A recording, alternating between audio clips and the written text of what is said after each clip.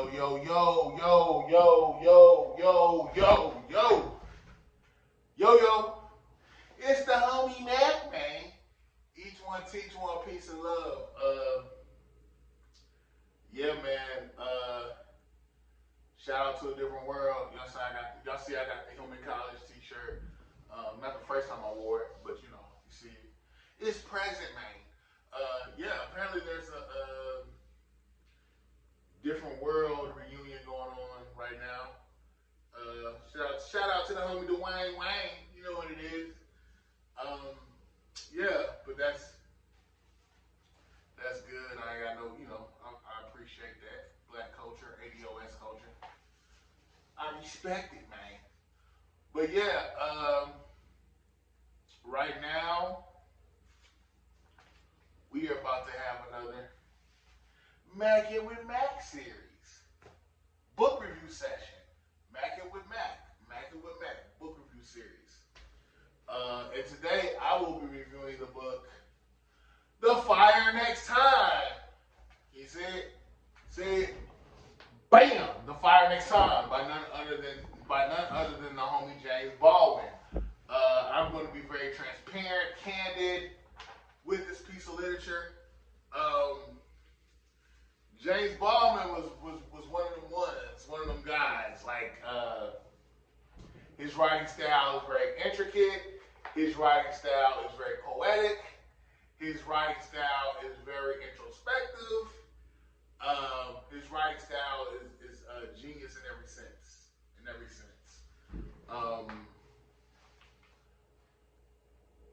I remember doing a book review for France Fanon. What was that book?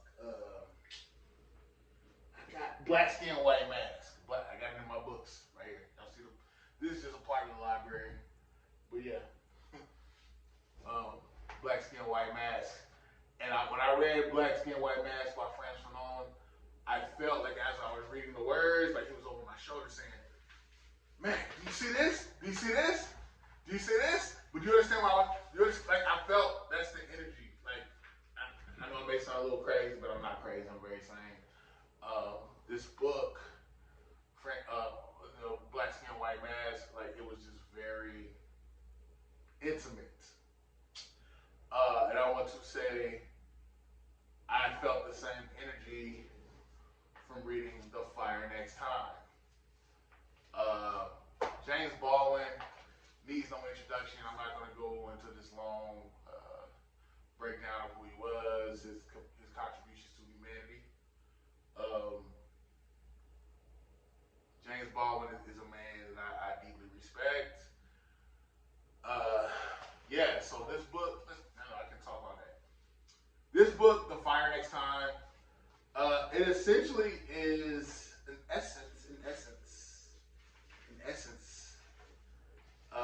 this book is comprised of two separate essays. The first one being My Dungeon Shook, letter to my nephew on the 100th anniversary of the emancipation. The second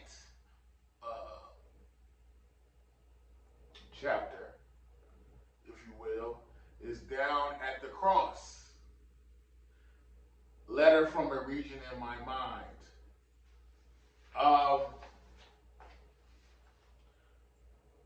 One thing about me, I respect the sincere spirit. I respect someone who was being very candid, who's being very transparent, being very vulnerable.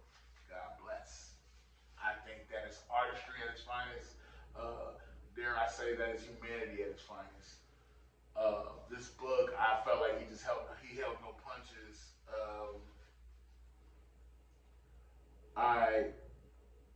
In reading this, just like as I even go through these pages right now, I don't want to get too descriptive, but I want to be descriptive, if that makes sense.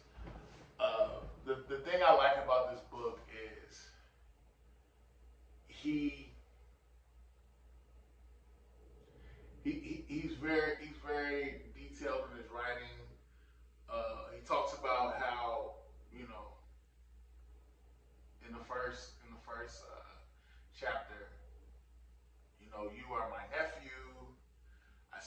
face. Your face reminds me of your father, my brother. I've had to wipe tears from his face, and I just want you to let you know what you're up against as a black man in American society. I think the genius of James Baldwin, um, he finds this space where he calls people out on their bullshit, specifically white people, but it's not in a way to tear you down. It's like putting the mirror to your face. Hey, this is what you have done historically to black people. This is what this is how white supremacy has manifested on these shores of North America. And at times I kind of struggle with that because I was thinking to myself, okay, Mr. Baldwin, are you on some all lives matter shit? And at times I felt like that with this book. I felt like he was saying, white people have done yada yada yada, white supremacy yada yada yada. It's nefarious, it's wicked, it's evil, it's truculent, it's bellicose, it is destructive. And then I felt like he backtracked and would say, but we need to feel sorry. Hold on. We need to have empathy for these white folks, and they don't realize what they're doing. And I'm reading this, I'm like, Mr. Baldwin, like, what's going on, homie? Like, are you giving white people passes? And sometimes I even question, like, James Baldwin was an intellectual, he's a writer. Did white society accept him and embrace him? And he felt like maybe he was like, let me enjoy this space that white people give me to be great, and let me tell the rest of y'all here, because y'all need to get it together and tighten up. I thought that was the direction he was going in at one point, but the more I read this book, I get it. I felt like essentially he was saying, like, look, white people have done a lot of dumb shit. White people have done a lot of messed up things, but the thing is, like, I acknowledge the destructive nature of white supremacy. I acknowledge the negative reverberations of white supremacy in relation to black people, how it has been destructive, how it has broken black families asunder. It has literally destroyed the psyche of a lot of black people. I felt like he acknowledged that, but he was saying, look, we can't be.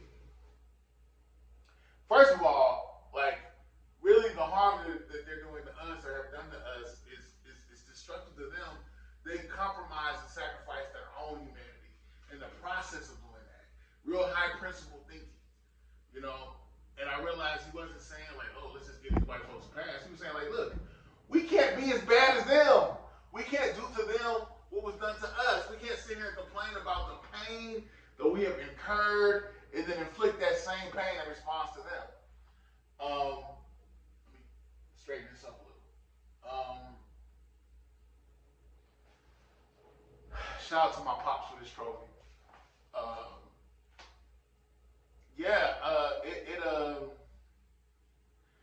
He was just saying like, look, we can't, in essence, it's the hate that hate made. We have more than a myriad of reasons to be upset, to be angry. Ugh. But the thing is, we can't become the hate that hated us. And on top of that, it does not serve us well. It does not serve humanity well if we're constantly at war with each other. But my response to that was, well, black people, I feel like we're the most humane people on this planet, especially in regards to people who do not look like us. I feel like we embrace everybody, we accept everybody, by and large. But I get what he was saying. Like, we can't become the hate that hated us. And even beyond that, I felt like he was saying, like, look, like, we need to see the humanity in them and acknowledge our own humanity as well, and find some type of balance or synthesis to push humanity forward. This book is intense. It's not a long book. It's only 100 106 pages. Only 106 pages. But I got a lot of highlights in here.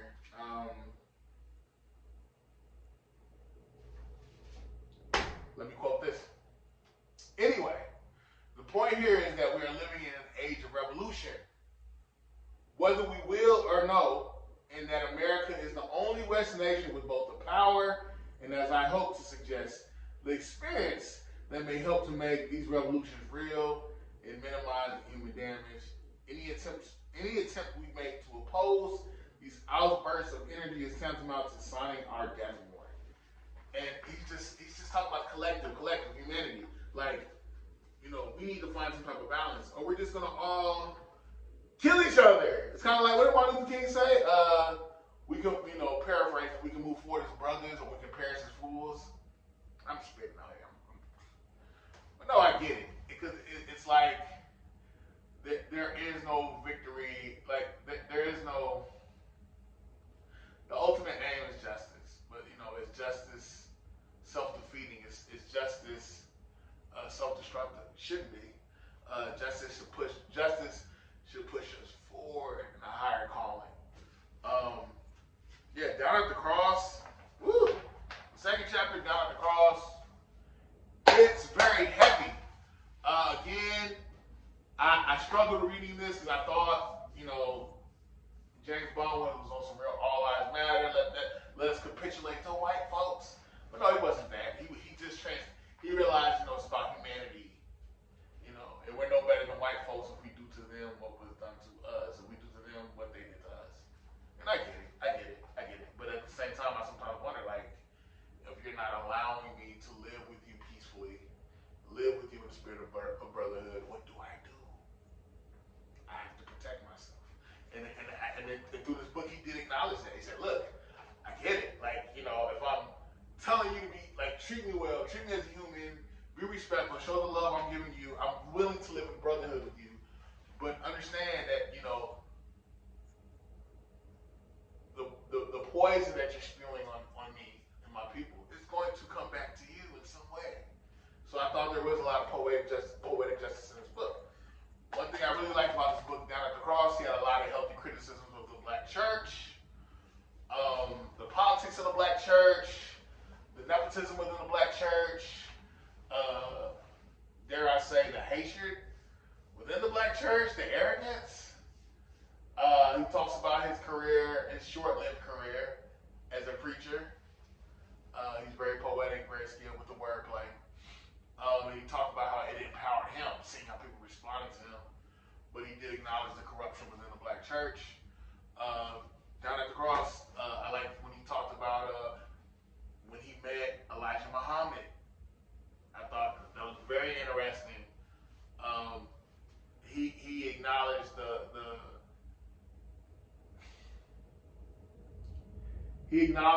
the positioning of the Black Muslims, Nation of Islam. Clearly spoke about, I see how they've developed their politics. Talked about his conversation with the Honorable Elijah Muhammad. He respected their positioning. But he had a lot of legitimate questions about it. Like, how are we going to build? Okay, y'all want to be separate? All right, okay, cool, I get it. But it's like, how is that going to exist on U.S. soil? He even said, like, Elijah Muhammad saw his father get lynched and saw the blood drip, and he said the criticism that the Nation of Islam had towards white America was justified. It was justified, but it's like, do we really think that white America is going to let us peacefully live separate from them? That they're going to really give us all these southern states? He even talks about how he was talking to one of the guys that was driving him back to his destination after he met with Elijah Muhammad, and he was saying, "Look, I'm not saying the things that you guys aren't. I'm not saying that the things that you're saying aren't pragmatic. I'm just trying to figure out how. Like, do we really think white America is going to give us a bunch of southern territory? We can live totally isolated from them. We have when white people have consistently shown us that even when we are doing well, they will attack us. Even when we're living separate and peacefully. I mean, look at Tulsa. All the different various forms, incarnations of Black Wall Street that existed in America. You know, that did not stop white people from leaving us alone. So I understood why he critiqued the Nation of Islam. I thought it was a very healthy critique. And then he also said, like, look,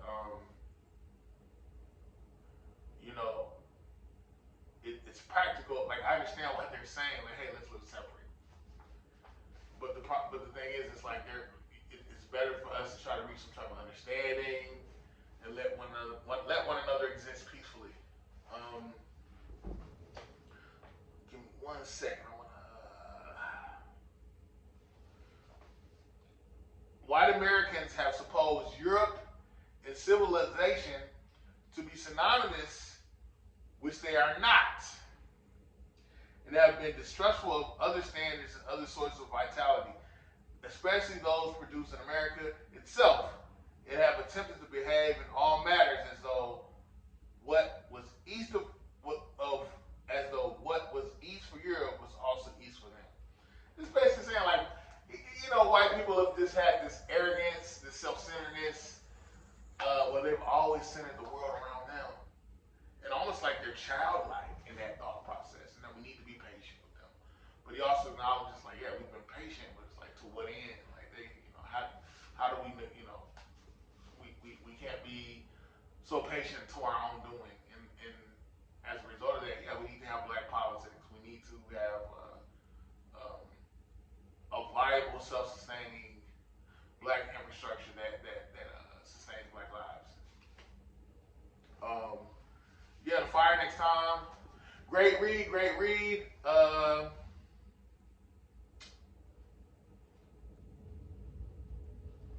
lot of in-depth social commentary. Again, this book is only 106 pages, but the weight of it's only 106 pages, but the weight of it is over 3,000 pages. It's just, there's a lot of very in-depth commentary on here. Get this book. I think this should be compulsory, required reading. Definitely for high school children. Yeah. It's the homie Mac, man. Each one teach one, peace and love. Reporting live from the Dogon, Mackin' with Mac, book review series. It's the homie Mac, man. Signing out from the Dogon.